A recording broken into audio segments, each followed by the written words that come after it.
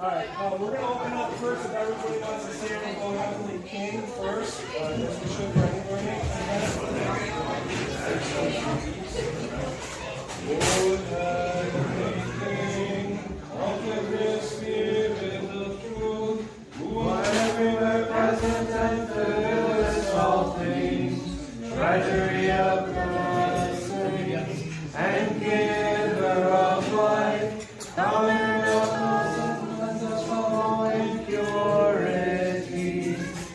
save our souls, O good one. All right, if you can see it, we'll get the introduction, we'll get going. This is a very special day.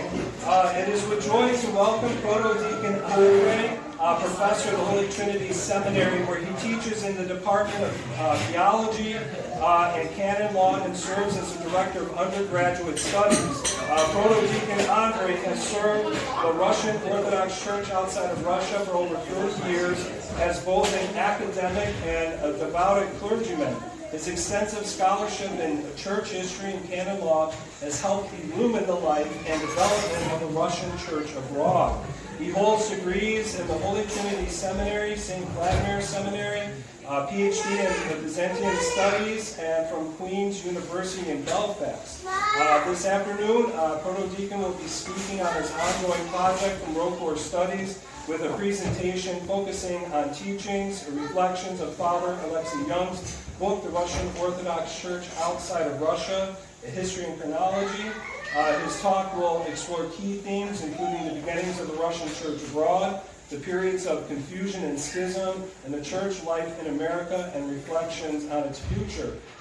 So with the formality out, about 2 years ago when we were at the clergy Lent retreat in Jordanville, I saw Father Deacon over there during the talks, and I just kind of looked over, and I must have lit up or something, because at some point he comes up to me, after we're doing some stuff, and he's like, "Do I know you?" And I go, "Well, not really." He goes, "Okay, because you're smiling at me, and I didn't want you to think I was being rude and not smiling back." And I said, "No, I know your work."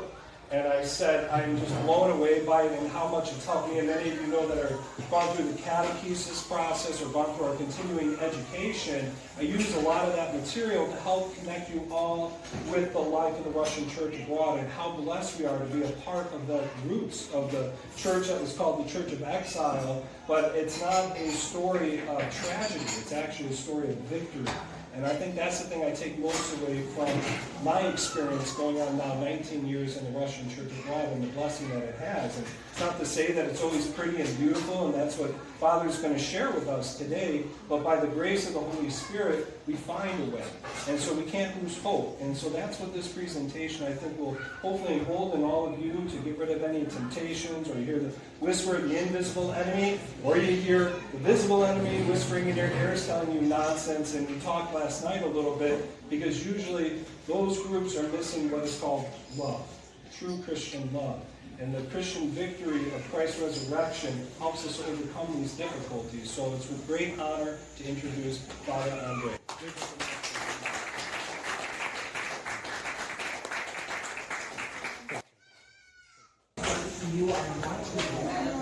Dear Father Andrew, I don't think I need a microphone. Brothers and sisters, it's really joy, I mean it, to attend your all-night worship and today Divine Liturgy. In my opinion, it was exemplary well attended last night, but I was told, no, it wasn't really kind of that great. So it's impressive. It's impressive. So, as Father very extremely kindly mentioned, it doesn't matter degrees and stuff.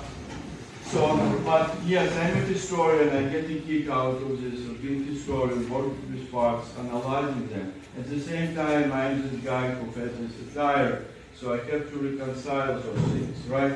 And that's what you will be getting here. I was giving this talk at one congregation last couple of weeks ago, and one lady, she was listening, and then kind of, she just let it say out of her mouth. She said, "But it's all politics, what you talk about." So, in this 20th century, and I will be talking about history of the Russian Church abroad as an organization, but hopefully also we will see the greater picture, the bigger picture, which of course is Church of Christ. But I'm saying this so that my job is to explain various complex matters here, and your job is to ask questions and make sure that you have a takeaway from this. So let's go to the contemplation structure.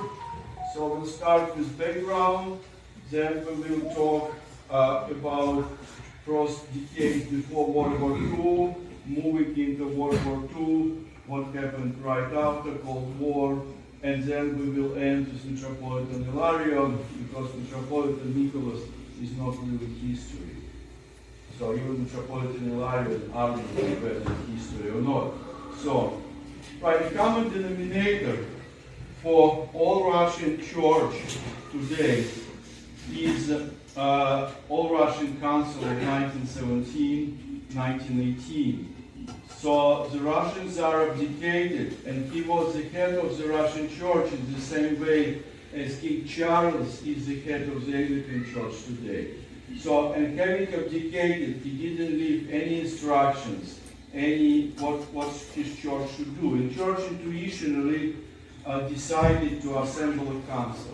It was a phenomenal event, a representative type of event. And today, for any parish in the United States of any basically any ethnic background, it's a standard. Any parish would have parish council and parish assembly, and that's something that came in the Russian Church abroad from this council.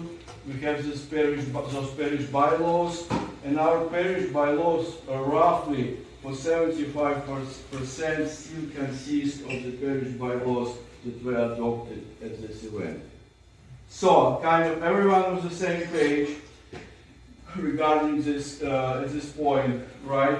Representative event, parishes, they assign their delegates, deaneries filter them out, then they went up to diocesan assemblies, and people show up there, and they were the best versions of themselves.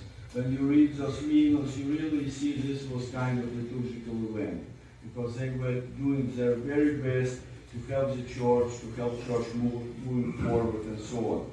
So, this is something important for Russian Church abroad, important for entire church of the Russian tradition, and the CA also practice things that very much connected with this council. So, as a result, local council, another representative body, became supreme authority in the Russian Church. The entire Russian Church, no Russian Church abroad existed at this time. So we're still talking about church in Russia. Then diocesan councils. We have diocesan council in our diocese, right? So thank you, Russian Church Abroad Council. Then we have deaneries, right? And then parish assemblies. So a monastery in Jordanville elected Sabbath, again due to all Russian councils. So we live in the shadow of this council, right? So, and this council set in motion the whole process of councils all over Russia, especially on those territories that were controlled by anti-Bolsheviks powers. Since the Civil War broke out in 1918, and we see that in Siberia, in Ukraine, in South Russia, dioceses started to unite, dioceses started to work together because they cannot communicate with the center of the Russian Church in Moscow. So how are we doing? Yeah? Yeah? Okay, so councils is kind of important thing, right? So council as event where in Jerusalem at 15 apostles, they got together, they elected a replacement for Judah, Apostle Matthias, they elected deacons. So it's really a very, very intrinsic form of church operation, of church, how church works. So those councils were dealing with the organization of church life on territories outside of patriarchate who was elected. And that's already basically, this is a springboard into Russian Church abroad. So temporal autonomy, and this is idea of Russian Church abroad to have temporal autonomy, organizing, so kind of always emphasizing Russian Church abroad is not autocephalous. De facto doing everything that autocephalous church would do, canonizing saints, consecrated holy priesthood, kind of speaking against ecumenical patriarchs, so whatever you think about. But sort of legally always saying, no, we are just part of the Russian Church, based on all that. So it's kind of temporal autonomy. At the end of the day, Russian Church abroad put its money where her mouth was regarding basically reunification of the Church in Russia in 2007. So kind of coming long way from there to our time, right? So what was before the revolution outside of Russia? The single diocese of the Russian Church existed in Alaska because it was extension of, it was part of the Russian Empire, extension of Siberia. When Alaska was transactioned in 1867, right, the Russian Church decided to move seat of this diocese to San Francisco. And then Russian Church only existed in the upper one in Alaska, and in the Republic of California, and nowhere else. Then, at the end of 19th century, Greek Catholics, Uniates, they started to convert in masses. And the Roman Catholics didn't know what to make out of them because there would be a priest, so here I am, and here is my wife. And then basically for Roman Catholics it was just nonsense. They didn't want pleasure like that around. So that triggered their moving in history back to their roots, joining the Russian Church. And that's time when Patriarch comes to America. So, and in America he organizes first Pan-American Council. While it was impossible to do in Russia, because Tsar put it on hold, this council, and because of the Russian Revolution, 1905, so Patriarch Tikhon decided to do it in America. And the last council took place in Arizona in July in the Orthodox Church in America. So whatever Patriarch Tikhon was doing here, it was a life well lived. And we also still kind of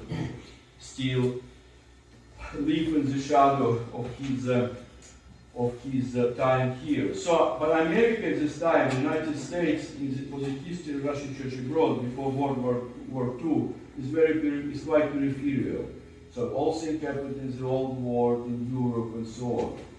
Right? But you see in this upper corner, Decree 362, and that's exactly decree document from Patriarch Tikhon, which sanctioned this temporal autonomy of Russian dioceses. It doesn't mention bishops like Russian Church abroad bishops who didn't have dioceses, but nevertheless, consensus that Russian Church abroad legitimately used this document. He said, no way I will participate because there is no way for me to deal with the church where Patriarch Kirill is commemorated, not because of emotional stuff, but because his church is sued. And then he said, by the way, you really should remove my name from the program. And I said, thanks, very good idea. And then it took just one day, and he started to receive various comments in Ukraine. So, and that's what Russian emigres didn't really understand when they made this statement about the restoration of the House of Romanovs in 1921.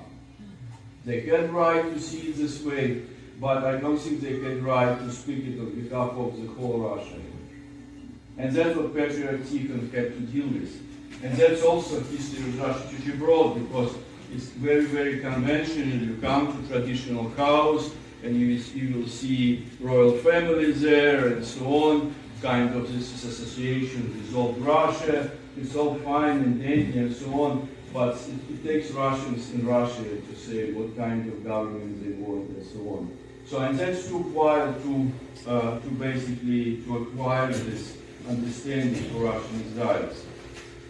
So, I was talking about those councils, and then Russian exiles, they also had a council in Serbia, where they exactly made those resolutions that Russian anti-communists should be supported with arms, that they could continue to all work government, that they should enarm Russian exiles, and also Romanovs should be restored to achieve atonement with God. So it's kind of traditional Judeo-Christian theodicea, when Israel strays away from paths of righteousness, God of Israel chastises, and then they had this good point, but then they brought it further, that monarchy should be restored. And that became a divided point, because from point of view of our founder, Metropolitan Anthony Kripavitsky, monarchy was not politics. It was something intrinsic, part of Orthodox mindset. And then others would disagree with it. And you can see this conversation going. You can ask people whom you know from the Russian Church abroad, and they will say, yes, of course, monarchy, if you are Orthodox Christian, you must be monarchist, and so on. And that's still kind of relevant. Many things we're talking about, covering now, they're still quite topical. Okay? Any questions, please? Yes, please. So you mentioned they had a plan to try and restore the monarchy. How were they planning to do that if the heirs were all deceived? They didn't have, their plan was, of course, to no peace with communists, and they would fight them whenever they could, but it wasn't about plan, it was statement, proclamation. That's kind of their this is their ideology. That's what they expressed. That we believe that for Russia to be back on track, the monarchy should be, not just monarchy, any monarchy, but the Romanovs, the restoration of the Romanovs, the dynasty should be achieved. Yeah. Okay. Yes, please. Did they want it to be like how England has the monarchy, like a figurehead? I don't think so. No, they want the full throttle, that the Tsar is like the head of the household, his father. You're not going to limit your father with any, constitution. No, they definitely, that would be diminishing for them. No, they want it in very, very traditional way. Yeah. So now, Father's question regarding Patriarch Tikhon and those Russians abroad. So, Patriarch Tikhon, he gave green light for Metropolitan Anthony to organize Russian refugees, to have people minister to them. And then in 1922, Soviet authorities, they brought newspapers from Belgrade, where Russians had their consuls in Serbia, and they asked, are those your true colors? Do they say what you cannot say here? You keep saying that you are loyal to our government, you keep saying you are political. So, but those people, they keep repeating they are under your authority, with your blessing. So in Patriarch Tikhon, he found those statements about monarchy political, and he closed down Supreme Church authority abroad. Right, that's what he issued decrees, that it should be closed down. So when this decree was received, there were two attitudes, and those attitudes, they still with us, they exist. One attitude, we know here better. They are limited there, and we should ignore it, and we should really basically dissociate fully ourselves. So, and I would call it, I don't like those words, but just for the kind of sake of clarity, I would call it a schismatic mindset. And then people, more wise people, and one of them we're blessed to have in Jordanville, Metropolitan Anastasi, he said, what are you doing? You are a patriarch. You cannot talk like that. We should really follow the letter, and we're going to close our supreme authority. So, and they founded as a temporary synod, which temporarily exists on the 93rd Street in Park Avenue, as far as they check unto the south, right? So, and that was they did. They formally, it was wise move, they formally, to alleviate patriarch from any responsibility, they formally fulfilled his decree. Patriarch Tikhon, being Patriarch Tikhon, never follows through on this. That's why he was beautiful.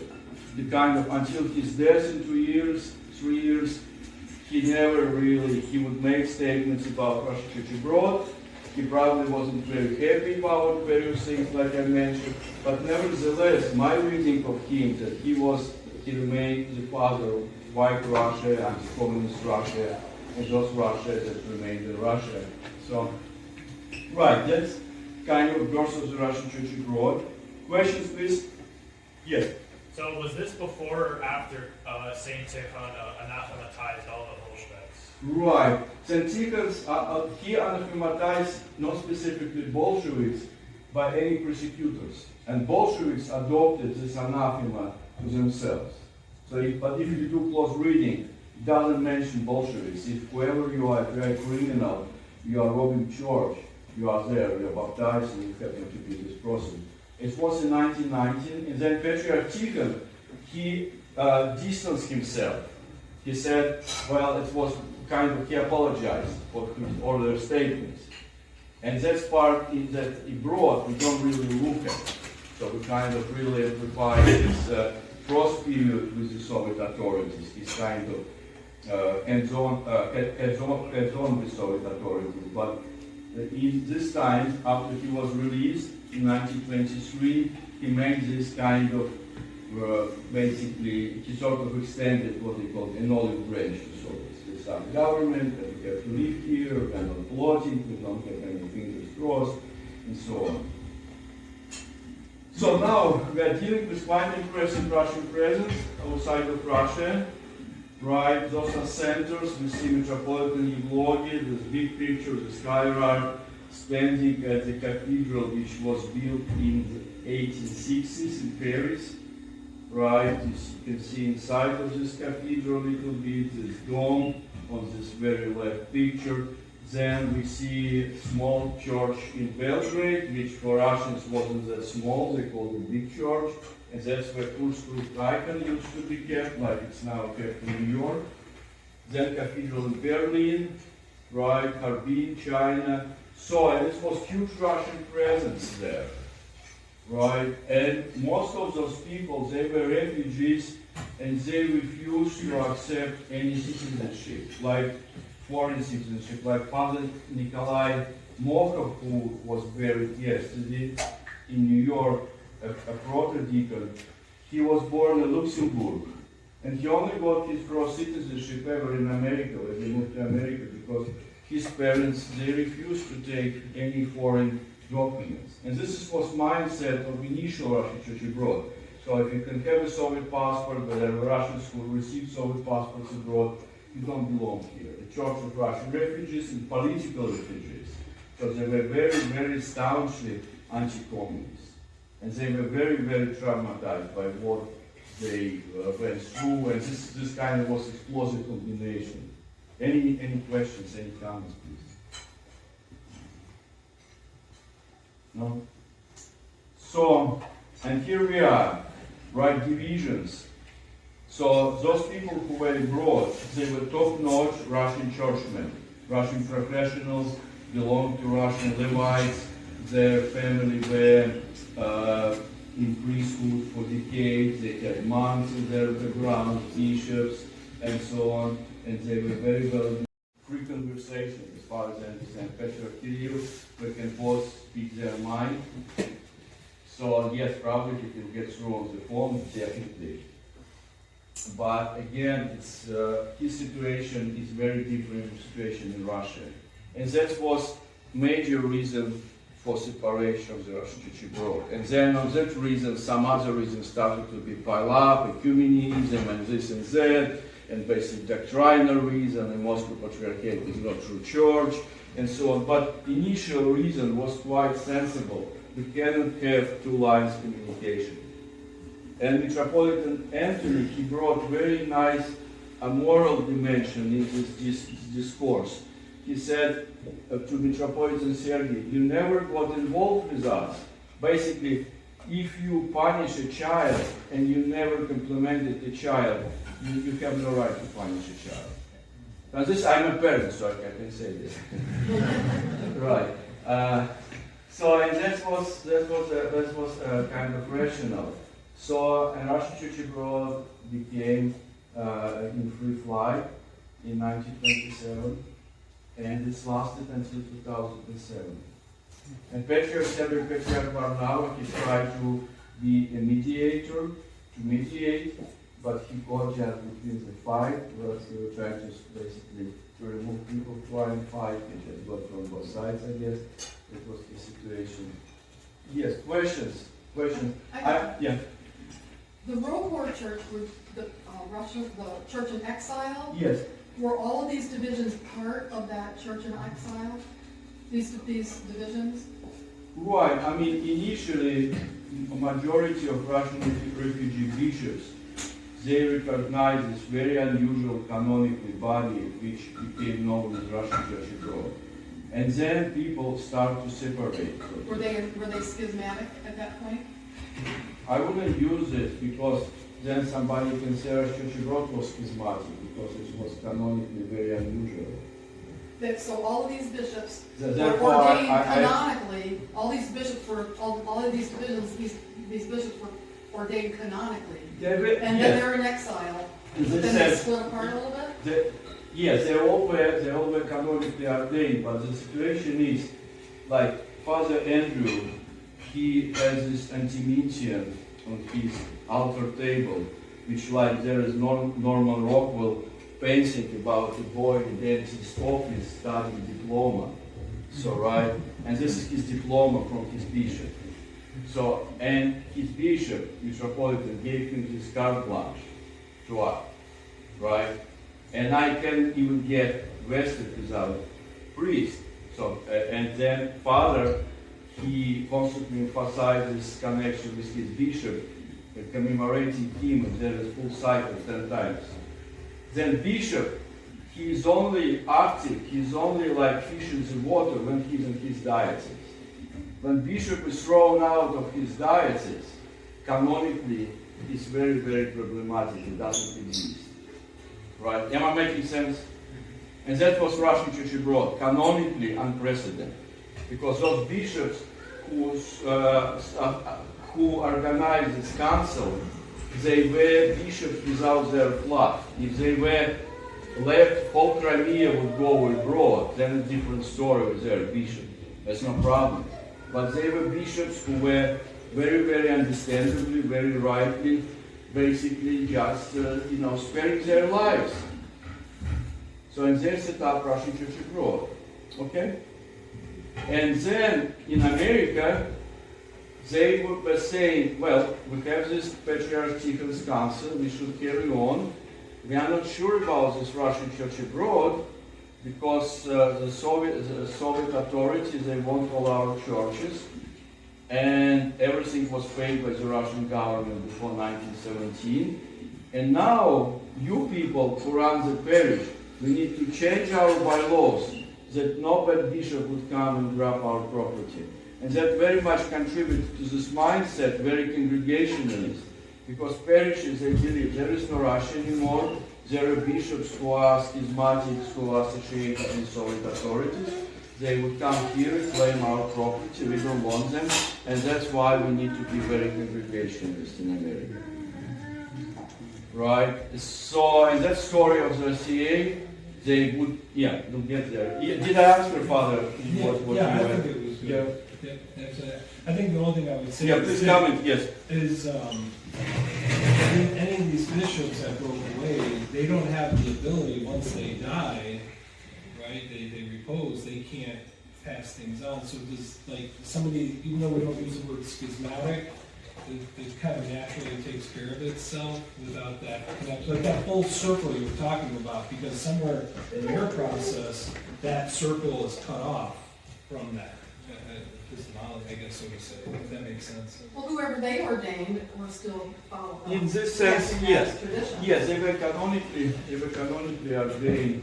But I think also, when we say also schismatic, usually it implies some ambitions, it implies kind of why you're separating. And they didn't want to separate. But again, it's like church in Ukraine right now, Metropolitan Orthodox Church. Canonically, it's very problematic, right? Their canonical status is very, very problematic. But our Metropolitan, he just went to DC to lobby for this church. The church is recognized. I think it's very comparable with the Russian church. Yes, if you want to be unkind, you can call Metropolitan Onufris schismatic, and some people do. But I'm not going to say this. I'm going to say this.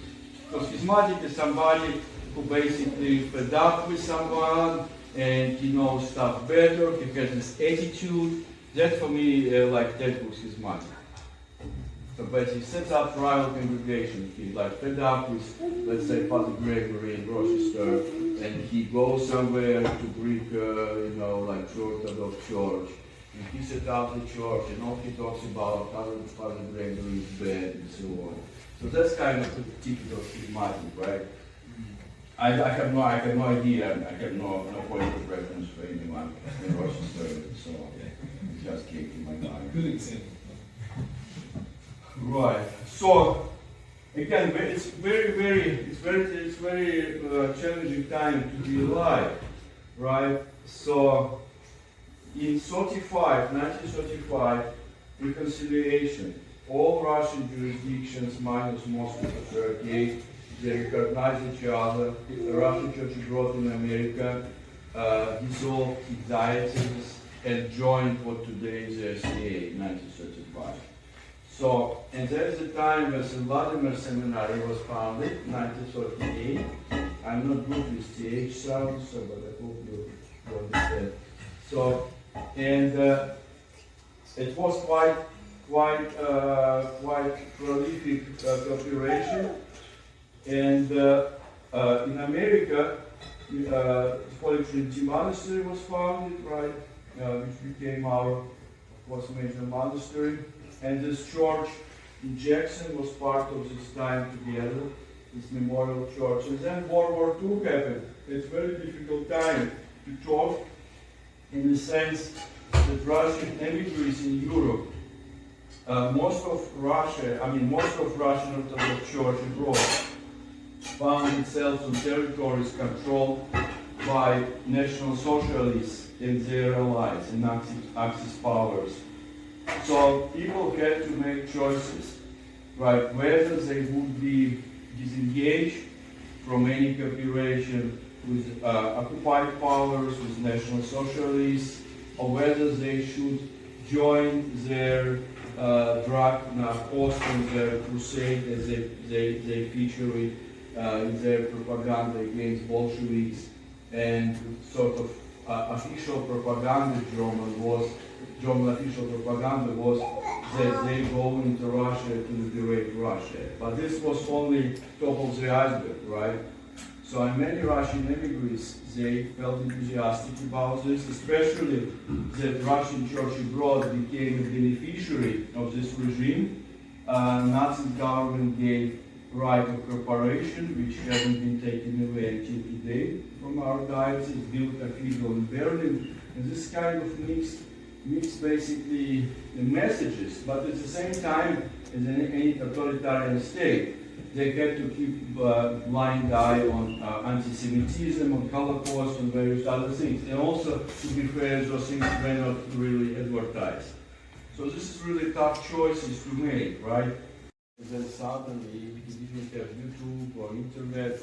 He saw those cupola, he saw those icons, he entered and he never left. And then Seraphim Rose, Eugene Rose, he did the same thing, right? And Russian Church abroad started to change, kind of.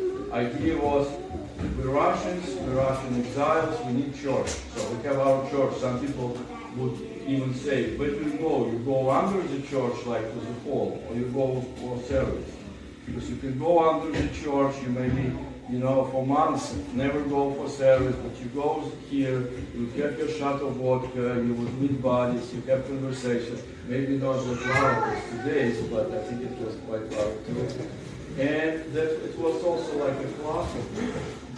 And then suddenly very different type of people start to show up, who were locals, and who were interested seriously in Orthodoxy, who were seriously interested in something that many Russians just took as part of their DNA. They didn't specifically interested in to read church books. They would go to church because they were loyal.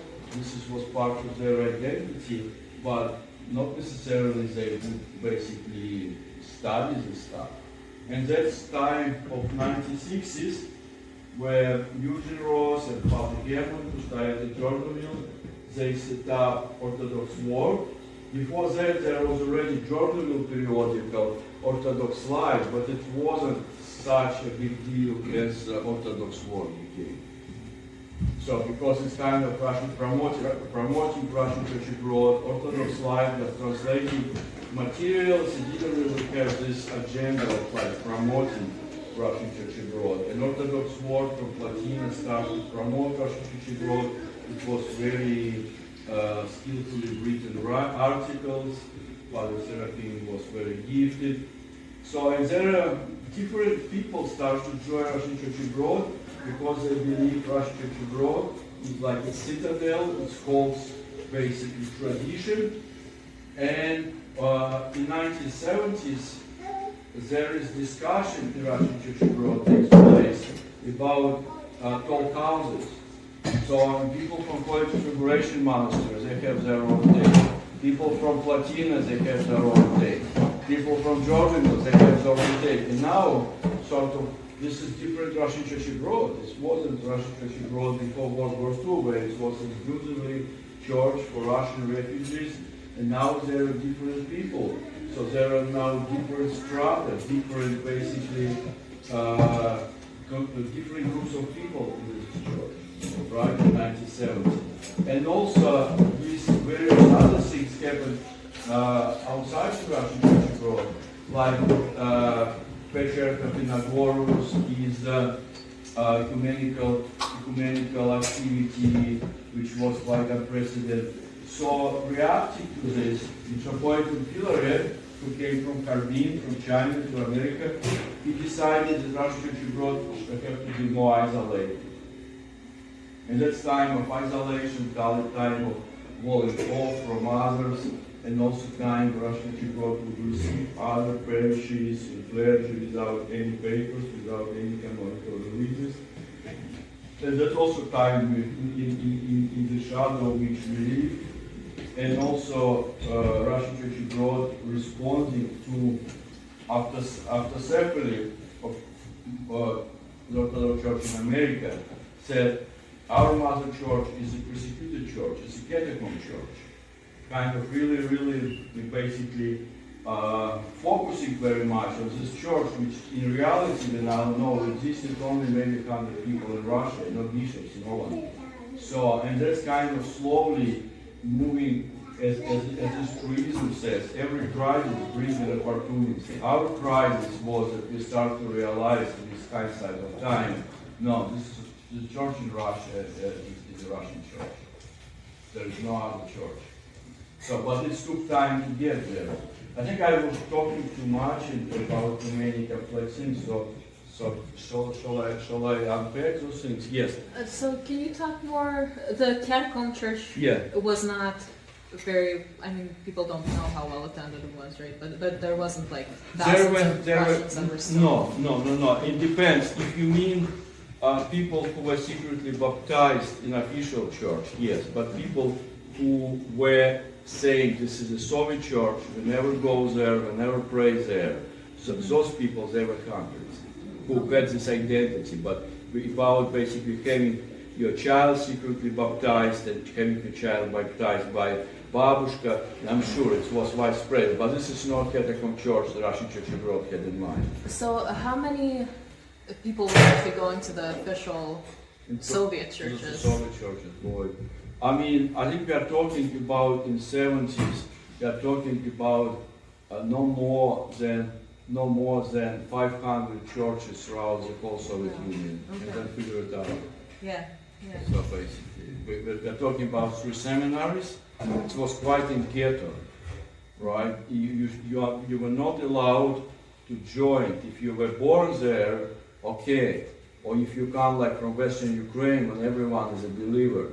Yeah, it's kind of our breeding grounds in the Soviet Union to get new priests. And also would be good to place you outside of Western Ukraine, like in Central Russia, that kind of basically divide and conquer sort of attitude.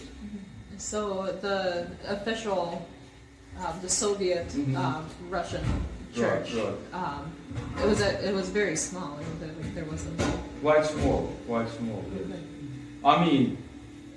But they were still allowed to function for. Yes. It was sort of like, how to say, kind of like modus vivendi agreement between them. Okay, you mind your business, you support the government, you go to church. Like I became Orthodox in 1985, so the message was, go to church, don't look on right, don't look on left, look straight, go to confession, humble down, don't read those books that come from abroad. That's what happened to me, right? don't read those books, right? And because it's not good, you will be judgmental. And we do all those sacrifices that people can have access to Holy Eucharist. And they understand that if you are confused about something, it's not your business, mind your business. Just come and do your sacraments. Yes, sir, stay where you are and don't ask those questions. Okay. And that's why they didn't want people. Churchmen didn't want outsiders. Because outsiders, they didn't know the culture. And they would come from elsewhere and they could be like basically, how do you call this? Residents or convert? No, but I mean that chapter is this book you call One Fly of the Cuckoo. So cuckoo converts or I forget. yeah, anyway, so that's the same phenomenon. The same attitude was in Russia, right? The one that flew with the cuckoo. The one that flew with the cuckoo's nest, the cuckoo converts. Yes. Yeah, and it's the same kind of. We don't want people who are unpredictable. Yeah. We don't want people who will start baptizing now, basically secretly, because it would the whole organization can pay the price. You see, something. So that kind of was mindset back then. Yeah. Right. So, and many things are still with us, like 1971. In this climate, our church decided that every Westerner should be baptized. It's kind of taking this Greek rigid approach toward reception into the church. Then 1983, feminism was anathematized, and those things, they remained our official policy, right, or what we practice. In 1981, the martyrs and confessors of the Russian Church were canonized, which was a very big deal.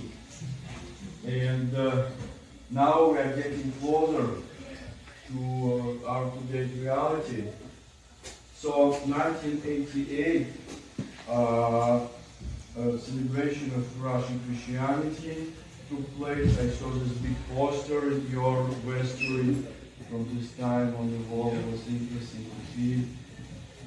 And then Russian Church abroad decided to receive faithful into its ward called in the Soviet Union, right? Kind of that since we are the Catholic Church, we don't recognize official church, people want to join us, and that became also a big step.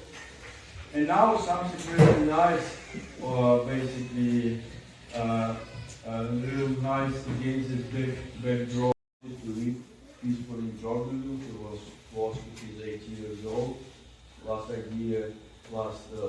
he wanted to be metropolitan of the whole Russian Church abroad at this time, but he took it as a matter of church, he took his obedience, and I think he, patriotic, and probably still people alive now, they belong to the same kind of tribe, they belong to the same type of people with this profound belief in God providence, profound belief that this God, this world is God-governed world. Yeah, and that was my takeaway. That's something I think some of those people, if they would meet, they would speak the same language, right? So, and in appointed laws, he worked hard to explain what was happening. He also would give canonical releases to anyone who was unhappy about reconciliation in 2007. He really did his very best to alleviate this. He didn't force people, he did like in the 17th century when schism happened, so people were really pushed very hard, so he didn't do anything like that. So, and that basically brings us towards the end of this 100 years. I was doing, this presentation was made when Metropolitan was still alive, and while I was revising this prior, I haven't given the presentation for 2 years, and I was looking at this and I said, no, I'm not going to replace Metropolitan Nicholas. It doesn't make it fair that the history stops. You know, Metropolitan Hilarion, he was very affected by the war, it led to Orthodox Christian nations, and had human fabricating any longer, he passed away in 1922. And here we are, sort of, we are now back to our autonomous status, because also our Metropolitan doesn't travel to Russia. We don't have conversation. Narrative in Russia is very different from narrative that's basically suitable here, and so on. So this is again our reality. But now we have this communion, we have this connection, spiritual connection, and I think we should stay this way. So with this in mind, I thank you for your kind attention, and also ask other questions. Yeah, regarding the whole presentation. Yes. A few PowerPoint slides ago, you had something in 1955 where they lifted anathema from 1054. Could you just go into that one back, 1955 right there? One ahead. Which one do you want? To forward twice. 74. Right there, 65. 1865. Right. Could you just explain that snippet of text right there for us? Yeah, gladly. So in 1054, right, legates of Pope of Rome, they excommunicated Michael Theodorus, right, in Constantinople, and then Michael Theodorus, he excommunicated those legates. And that's how the schism started formally between East and West. And then Patriarch Athenagoras, he said, this was done kind of personally, and I'm now in position, I'm going to revoke this. So we're mutually going to revoke those anathemas, to cancel them, or Rome cancel kind of his anathema, and I cancel our anathema, so no anathemas anymore. But then other people will say, listen, you know, we literally for centuries, he didn't consult us. And that was kind of a good point for Metropolitan theory. It's very unusual. But I mean, in my opinion, Metropolitan theory, people did overreacted. He had the point of concern, but then he just decided, well, we aren't going to have any communion. Instead of just saying, we need to have a council, we need to talk, that would be really, I think, the right thing. So yeah, that's it. Yeah. Yes, please. So in 2007, when we reunited the Moscow this has resulted in some schism, right? So is that still, was this because they still mistrusted the Moscow State Church because they still thought that there's remnants of, just communism and the way it was formed, or did they think it was just like a not a legitimate church? Like, what was their Little bit of everything. Was that? Little bit of everything. I think what if you look at South America, right? Basically, it was very remotely, and probably, frankly, and again, I could be wrong. I think it's also psychological differences. People grew up in very different worlds. They spoke Russian differently. They kind of when we came to journalism in the 1990s, one very good teacher who grew up in Serbia, and he was very kind to all of us. He would say, they don't smell like Russian, they don't look like Russian, they don't look like Russian. Right. And he said it in the nicest possible way. But that's, I think, what was Russian Church abroad became very family church. So the people from cross-immigration, from Australia, from England, they would break their eyes right away. But those people, they were kind of different type of people. I think that was, for many people, that was underlined. But then also, like, I guess in Rochester, people were brought up in particular ways. They consumed particular literature, that particular narrative, and they felt it was betrayed. It was kind of when you have this narrative of confession, when you have kind of, you really like basically speaking against something, then suddenly you become like a professor on one hand, on the other hand, that's stuff what I do, right? So, yeah, it's not cool. You don't get a kick out It's of like it. they have a mindset of the fight to be right. Right. It And doesn't that's matter cool. what- I mean- Your adrenaline is pumping right there. I don't think adrenaline is pumping from my stuff. So, I just want to, I'm older than you are. I'm the oldest one here. I don't think so. I'm 72. Oh, you don't look like one. Well, my first remembrance of being up here in Buffalo was meeting Metropolitan Battalion. And I've gone to communion. Are you a convert? Are you a convert? I am a convert Uh-huh. from Kentucky. And I can remember my baby dog. This is when I was in my 30s. I bet y'all don't believe I was ever 30. My little daughter was a baby, and she grabbed Metropolitan Battalion's beard and goes. So I've seen all. And you handle it just fine, right? Yeah, he suffered through it.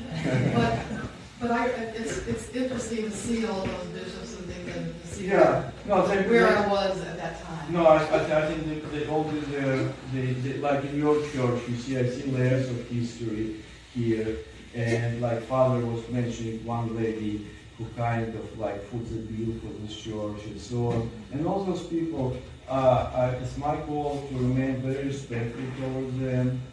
Yes, I'm critical because I'm a historian, I must be critical, but at the same time, I must remain respectful. I'm not God. I don't know how God judges them, you know, and that's it, yeah. Yes. So I guess around this time period, what I've traditionally heard is that like Rokor remained in communion with the Serbian and the Jerusalem Patriarchates, even though the other relations with the other churches were a bit more flaky. Yeah. Some people are now trying to say that they weren't in communion with Jerusalem. I know those people, yeah. Yeah. Maybe one person. Yeah, that's but- better to say, yeah. Yeah, they're bringing up all these documents. So what was how did it, I mean, I assume that, I know there was like a kind of section of Rokor that was like more about this wall mentality, and there's one that was less about that. So Yeah, true. how did it kind of look like in terms of relationships with the other churches during this time period? Right, I mean, sort of Serbian church was a sacred cow, right, because Serbs gave asylum to the Russian refugees, and there were some of those who would say, well, what's the difference between the Soviet church and Serbian church? And they also, Patriarch German was a chairman, an honorable chairman of the World Council of Churches, and really should basically pull out. And yes, and their decision was we shouldn't kind of visibly, mess with them. We should, if we can, we should share with them. Him, or is he kind of a different situation? Well, I mean, that's one of those things when I'm recorded, right? I'm recorded, and I have a capacity of professor. And George really minds those things, right? Yeah. I mean, it's.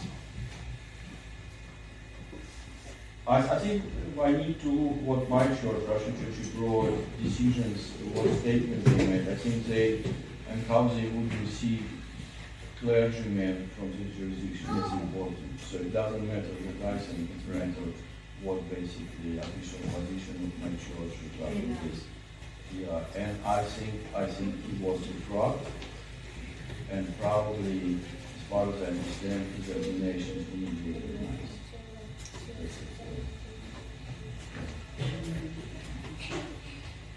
Yeah. Morris, I think he was a remarkable man. But what was was there any pushback from other clergy when he went through this process of reunification? I think Metropolitan Loros really reminds Patriarchicon, who was, when Patriarchicon was released in 1923, he made those statements kind of apologizing kind of in front of Soviet authorities for his earlier statements. And no less than Metropolitan Anthony in Belgrade said, don't be scandalized. The major thing he's released. He didn't really focus on his statements because he had Patriarchicon extraordinary authority. I mean, extraordinary respect, right? And the same was Metropolitan Loros. Some of the people who kind of personally, for them even step a foot in Moscow Patriarchate Church in the 1950s would mean a lot of troubles. A lot of troubles. And people like that, they knew Metropolitan Loros and they thought Metropolitan Loros is not going to sell Russian Church abroad out. And if he does it, we trust him. I saw a lot of things like that. I think his personality really alleviated all this very much. And also the way he would go, so basically a clergyman would come to Jordan, visit Tunisia, and say, Vladika, I'm sorry, I have to return to Tunisia, and he would receive this people who were priests for decades, and he knew them as boys, and they would have conversations. So kind of, and they would depart in peace, and so. Yeah, he was remarkable. He was. Remember meeting him there, and he looked me up and down. He's like, "Oh, how tall are you?" 6'5". He goes, "Bend down a little bit," and he would always knock people on the head with his cane. And then, you mean in Jordan? Yeah, Jordan.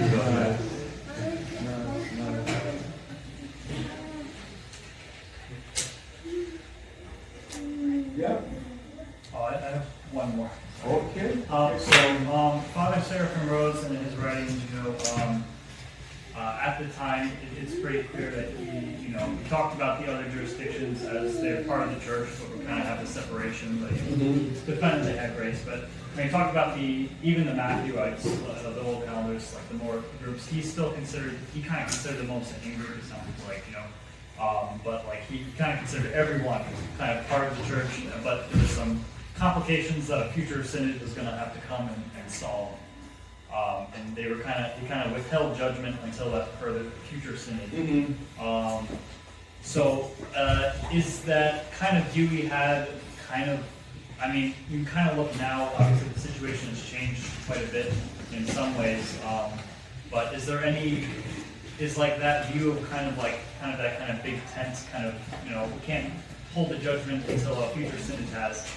Would you say that's like that his position is tenable in 2025, or is it? No? I don't think so. Too much. No, I don't. I think basically no one is really looking. It also was a big narrative in the whole Russian church that we need to have a new council, and this council would go through whatever happened in Russia and whatever happened in diaspora never materialized, and there is no conversation like that. I'm not sure if those people that materialize they would ever come basically under the same roof as other people. Because for them they are absolutely sure they are Catholic and Orthodox, and they don't need anyone to assess their basically status. Yeah. Yes, please. Father, with Rokor's stance on staying anti-communist, how do you think that shaped the identity of Orthodoxy in the West? I guess the people's view on communism.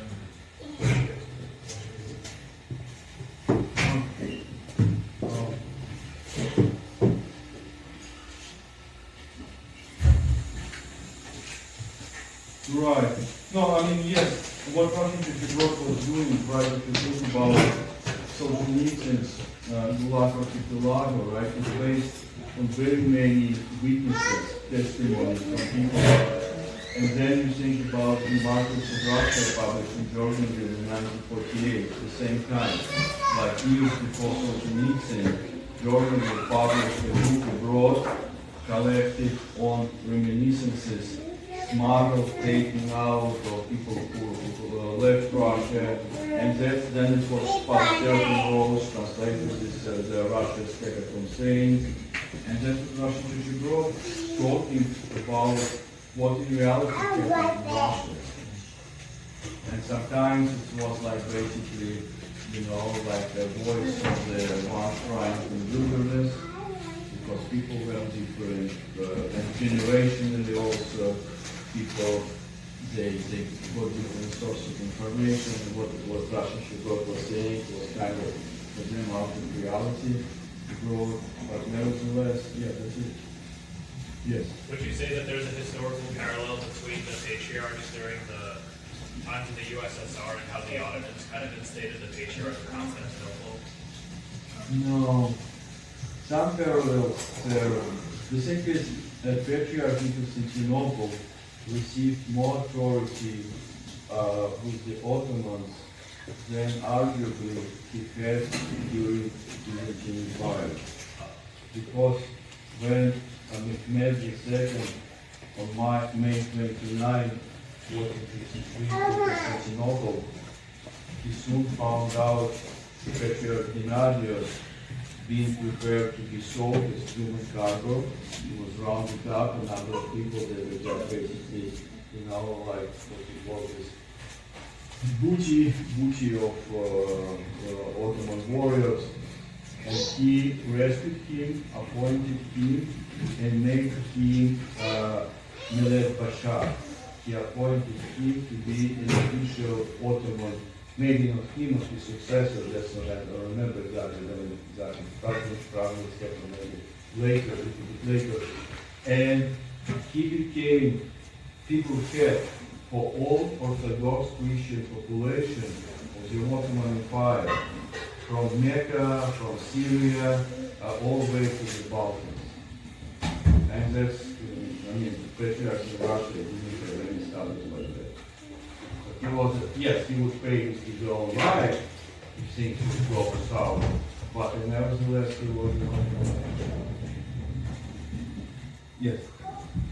So during the Russian Civil War, when the expatriates from Russia went to other countries, did they expect that at some point soon they would remigrate back to Russia? Exactly, that was the whole, the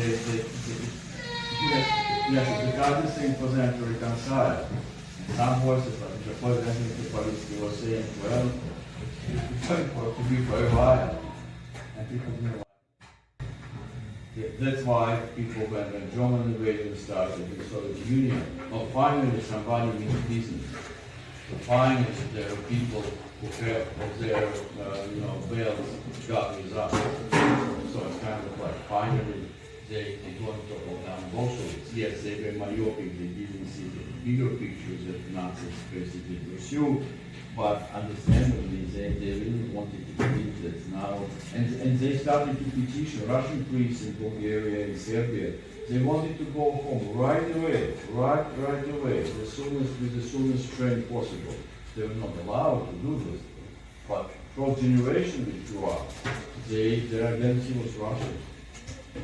So it was tragic because they were prepared to live in Russia, to come to Russia, and it's never materialized.